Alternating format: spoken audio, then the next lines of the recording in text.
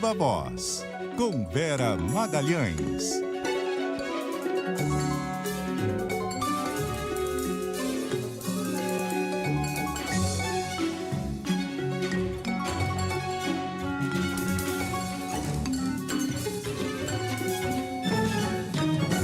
Vera Magalhães, Feliz Natal! Vamos fazer um balanço do ano aqui de 2024, muita coisa pra gente comentar, hein?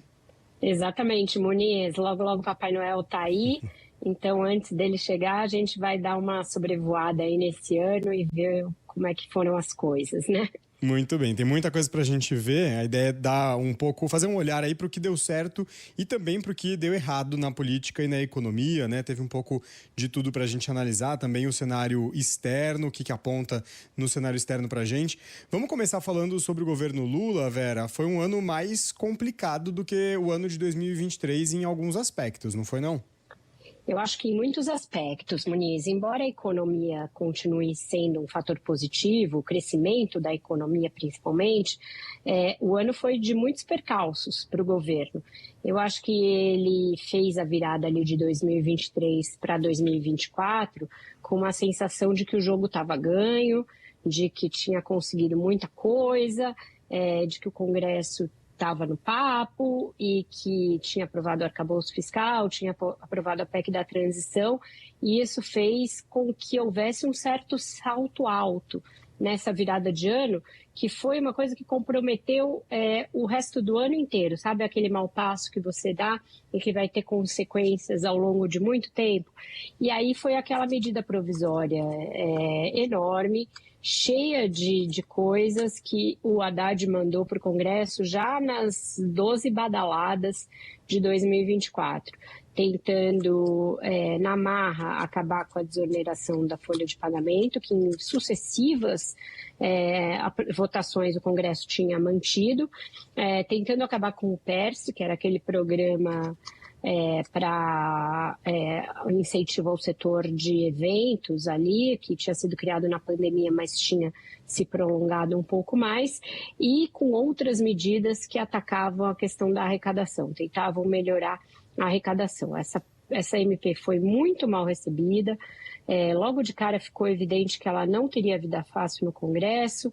O governo foi arrastando aos trancos e barrancos, tentando fazer uma negociação, até que em maio o Rodrigo Pacheco considerou sem efeito a MP para vários dos seus objetivos e o governo teve que fatiá-la em vários projetos que foi negociando aos poucos e muitos dos quais ele acabou perdendo.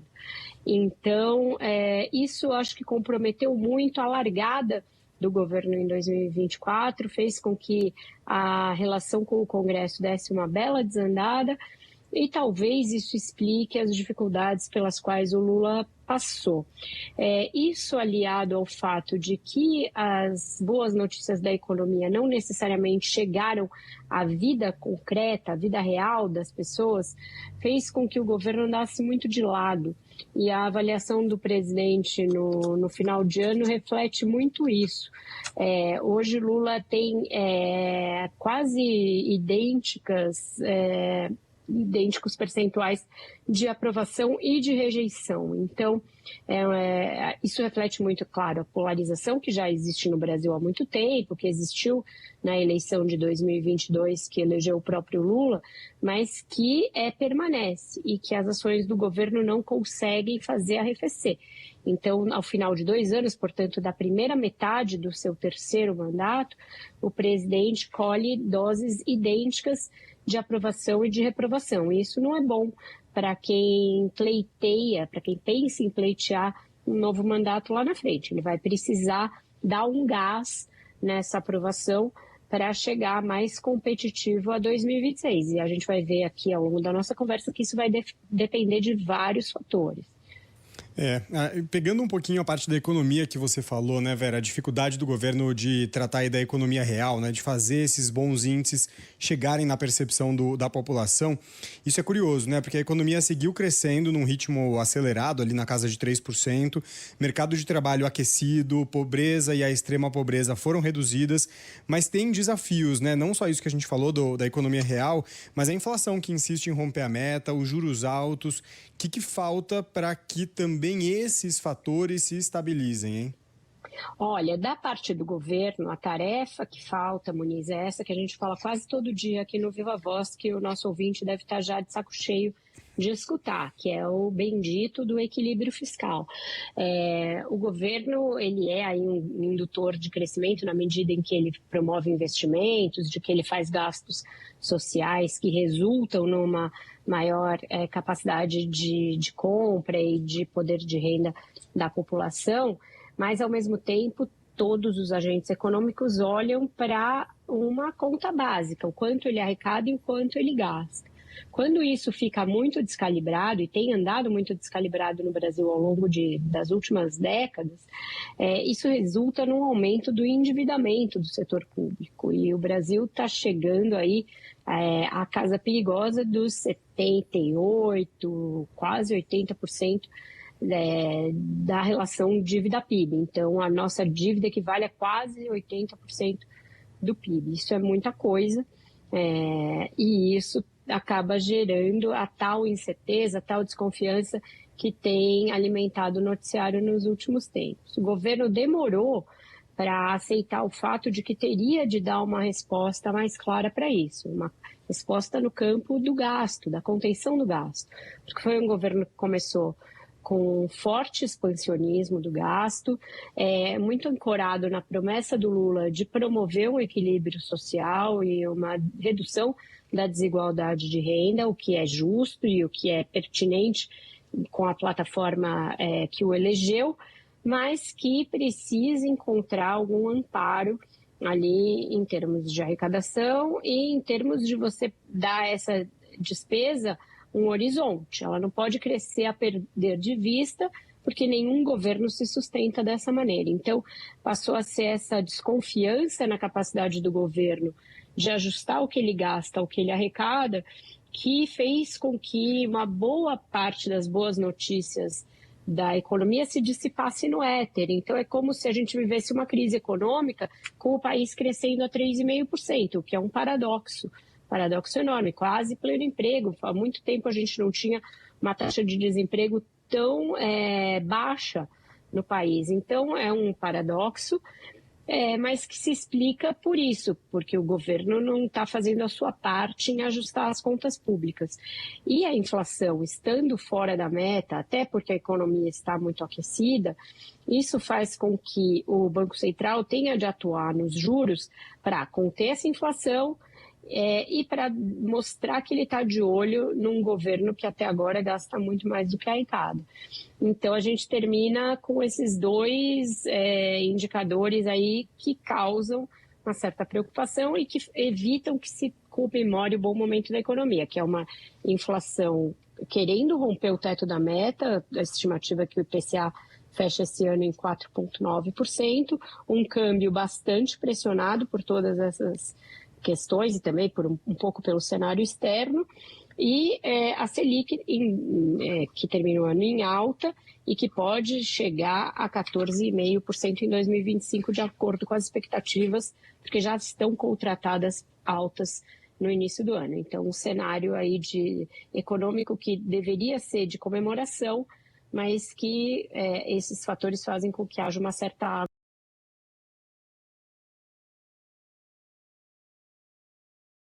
água no chope. Bastante preocupação aí nesse do Supremo Tribunal Federal. Isso acabou dificultando as coisas, né? Em que medida que toda essa questão das emendas, do freio das emendas, dificultou esse contexto todo que a gente está falando aqui, Vera?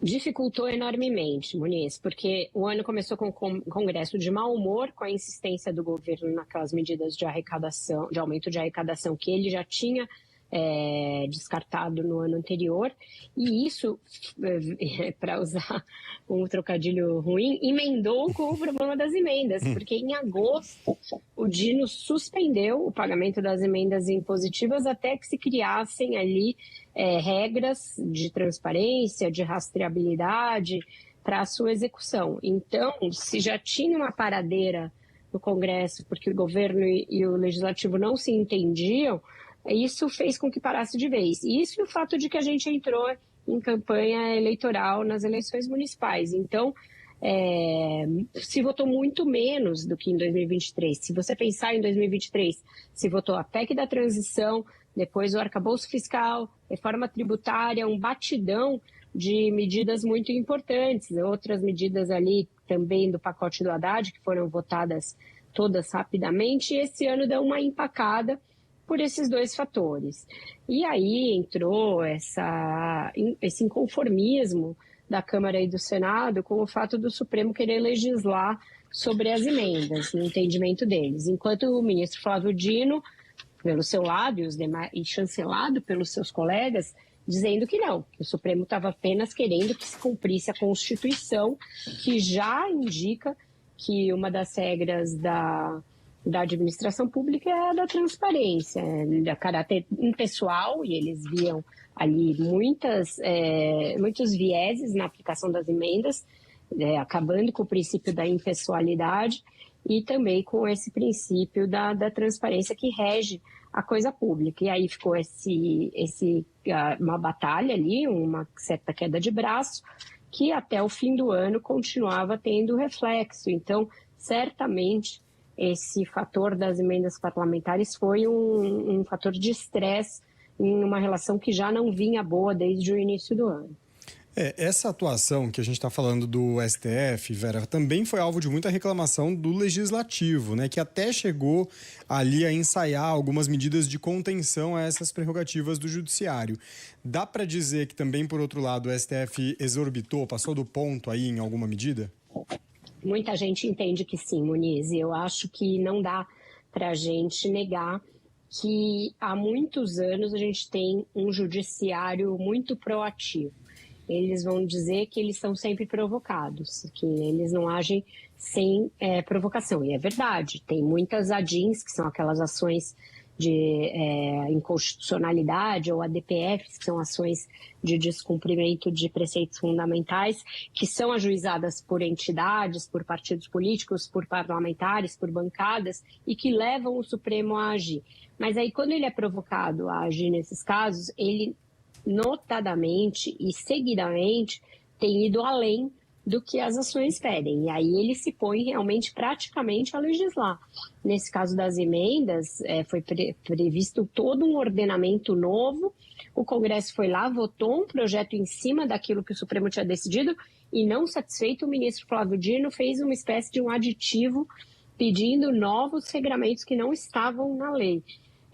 Então, você veja, é um poder que se realmente agiganta acima dos outros e em questões que dizem respeito aos outros. Então, eu acho que em algum momento isso pode ainda causar mais atritos. A gente viu algumas medidas avançarem no sentido de restringir prerrogativas do Supremo, principalmente aquela PEC no Senado, ajuizada, proposta pelo próprio presidente Rodrigo Pacheco, e outras que ainda estão ali em tramitação. Muitas delas vão chegar no próprio Supremo e o Supremo vai dizer, não, isso aqui é inconstitucional, você está limitando o meu poder. Mas é uma queda de braço que está latente, que está acontecendo e que eu acho que a gente ainda vai ver cenas dos próximos capítulos, com certeza, nessa seara. E falando em cenas de próximos capítulos, também nessa seara aí, avançaram as investigações sobre as diversas tentativas de golpe de Estado dos últimos anos aqui no nosso país, inclusive com o ex-presidente Jair Bolsonaro indiciado numa delas. O que a gente tira de saldo disso, Vera? Dá pra gente dizer que o país correu mais riscos democráticos do que a gente imaginava, não?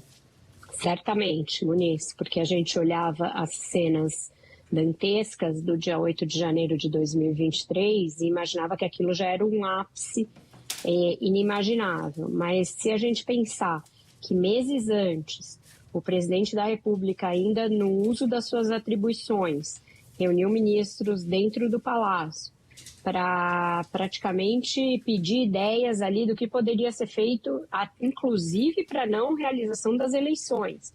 E que mesmo depois da realização dessas eleições, contra a qual ele fez vários movimentos, inclusive aquela reunião com embaixadores que já resultou na sua inelegibilidade. E mesmo depois disso, das eleições tendo ocorrido, ele tendo sido derrotado, ele continuou tramando ali possibilidades de não passar o poder, com a anuência de muitos ministros, com pressão, inclusive, de setores das Forças Armadas para que houvesse esse golpe. Agora, com a conclusão do inquérito a respeito desses atos golpistas, veio à tona, inclusive, um plano para assassinar o então presidente eleito Lula, o vice-presidente eleito Geraldo Alckmin e o então presidente do Tribunal Superior Eleitoral, Alexandre de Moraes. Então, a gente correu mais riscos, certamente, do que a gente tinha visto até então. Isso só foi possível graças à investigação da Polícia Federal, que recuperou mensagens que tinham sido destruídas, enfim, todo um trabalho aí de investigação e que acabou vindo numa hora providencial, porque já estavam crescendo os clamores por anistia, por os coitadinhos de 8 de janeiro, uma tentativa de refazer a narrativa segundo a qual seriam só pessoas desavisadas que se excederam no momento e acabaram quebrando a sede dos 3 poderes. Mas o que a gente viu é que é todo um ambiente de trama do poder e que isso tinha um eco naqueles acampamentos em frente a quartéis, nas redes sociais, de incitar as pessoas a apoiarem qualquer medida extrema de manutenção do Bolsonaro no poder. Então, as coisas estão ligadas, elas estão linkadas, e foi um dos fatos, para mim, o fato mais grave de 2024 foi a revelação dessa trama golpista e do quanto a gente flertou com uma supressão da democracia no governo Jair Bolsonaro. Que a gente ainda vai ter que ver os próximos capítulos, né, do que esses inquéritos todos vão redundar aí com as decisões no final das contas, né, eventualmente. Exatamente. Amanhã a gente vai falar um pouco disso. Já chamamos o ouvinte para voltar. Ô Vera, mas a gente não pode falar de 2024 sem tratar das eleições municipais. A gente acompanhou aqui no Viva Voz muito de perto todo o desdobramento, né, o desenrolar dessa campanha, as pesquisas. Foi uma campanha que teve de tudo, né? Até quando a gente olha para São Paulo, teve muita agressão. Afinal de contas, que retrato saiu das urnas e o que esse retrato aponta para a próxima eleição, a eleição de 2026? Pois é, um retrato de um Brasil de centro-direita, Muniz. Mais do que a gente poderia imaginar, pensando que 2 anos antes, esse mesmo país elegeu um presidente de esquerda para um 3º mandato, tendo a possibilidade de reeleger Jair Bolsonaro. Então, a gente pensa que, diante de tudo que a gente viu em termos desses atos golpistas, do 8 de janeiro, das outras investigações que envolvem Bolsonaro em questões ainda mais bizarras, tipo o sumiço daquelas joias recebidas na presidência, e ainda assim a gente viu um eleitorado tendendo a votar na centro-direita, quando não na direita pura e simples. Então, claro que a gente sabe, todos os cientistas políticos sempre alertam, e a gente sempre faz essa ressalva, que eleição municipal não é um preditor exato para a eleição presidencial dali a 2 anos, mas a gente tem que entender que o eleitorado vota com uma certa diretriz, vota com uma certa visão de país, além só das questões municipais. E predominou uma visão de centro-direita. Isso acende um alerta para o governo, isso foi admitido pelo próprio Lula, foi admitido por ministros em várias ocasiões. Eles reconheceram a dificuldade do governo de falar com uma certa classe média baixa, nova, que empreende e que não quer ser seletizada, não quer ter ali a carteira de trabalho como seu grande símbolo, como foi o sindicalismo do PT dos anos 1980 e que deu uma grande base social para o Lula. Então, tem uma mudança social em curso que o governo parece querer compreender, que explica um pouco desse quadro, desse retrato das urnas em 2024, e que certamente o governo vai ter de fazer ações em 2025 para chegar mais forte em 2026. Vera, para a gente fechar o nosso balanço, não tem como a gente dissociar o Brasil do mundo, né? E foi um ano de muita tensão no tabuleiro diplomático, muitos conflitos, né, pipocando, principalmente no Oriente Médio. Teve principalmente ali a nova eleição de Donald Trump para um novo mandato nos Estados Unidos. Como tudo isso impactou aqui o nosso Brasil, hein? Impactou bastante. Foi um ano de certa frustração para o Lula também, nesse cenário externo, Muniz. A gente lembra que toda a temática do governo nos primeiros meses, ali era o Brasil voltou, o Brasil voltou, o Brasil está de volta ao tabuleiro global, vai ter de novo um líder respeitado, depois do Bolsonaro que nos apequenou e tal, mas essa lua de mel não durou muito, porque as posturas do Brasil em relação aos dois principais conflitos em curso geopolíticos mostraram uma certa a existência de uma certa dose de dois pesos e duas medidas. Muita cobrança ali no caso de Israel, e não sem razão, pelas ações ali com vários crimes humanitários cometidos em Gaza, no Líbano, etc., mas uma certa condescendência em relação à Rússia de Vladimir Putin e a sua campanha na Ucrânia. Então, aí já tinha uma contradição imediata. Diante também do recrudescimento da ditadura Nicolás Maduro, o governo Lula demorou para chamar as coisas pelos nomes e a cobrar Maduro pela não realização de eleições limpas, etc. Até o último momento parecia haver um espírito de poliana de imaginar que Maduro faria eleições transparentes, limpas e que se perdesse passaria o poder. Diante do que se viu em seguida, uma eleição que foi uma farsa, cujas atas nunca foram mostradas, etc., o governo se viu obrigado a ser mais duro com Maduro e a romper com o regime venezuelano. Então, outro ponto de estresse na geopolítica internacional. E, por fim, essa questão dos Estados Unidos, o Lula foi imprudente, de acordo com o que é a tradição do Itamaraty, ao tomar um lado e explicitar que estava torcendo pela Kamala Harris. Isso era meio óbvio. Porém, uma coisa é você intuir isso, outra coisa é o presidente da República falar.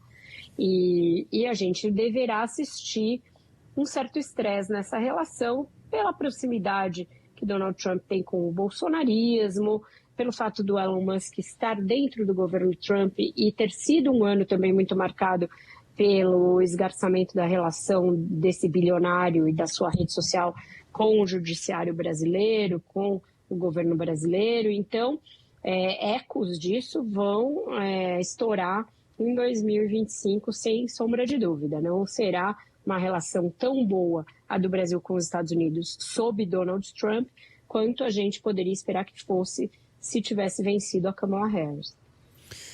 É isso, muito bem. Fechamos por hoje, Vera? Deu para fazer um bom balanço aqui do que foi esse 2024, né? Fechamos por hoje, é isso. Um bom Natal para todo mundo, uma boa passagem aí dessa noite, em comunhão, harmonia com as famílias, com os amigos, ali que o espírito de congraçamento nesse momento acabe superando uma certa tensão e os conflitos e esse tipo de coisa que a gente enfrenta o ano todo, que essa seja uma noite só de paz, amor e comida boa e bebida, Muniz. É isso, que essas polarizações políticas não cheguem aí à mesa da ceia, que o pessoal possa ter uma boa ceia. E você também, Vera. Feliz Natal para você, para sua família. Amanhã a gente faz uma projeção aí do que esperar para 2025, combinado? Combinado, Muniz. Para você também, para todos os seus. Até amanhã. Até.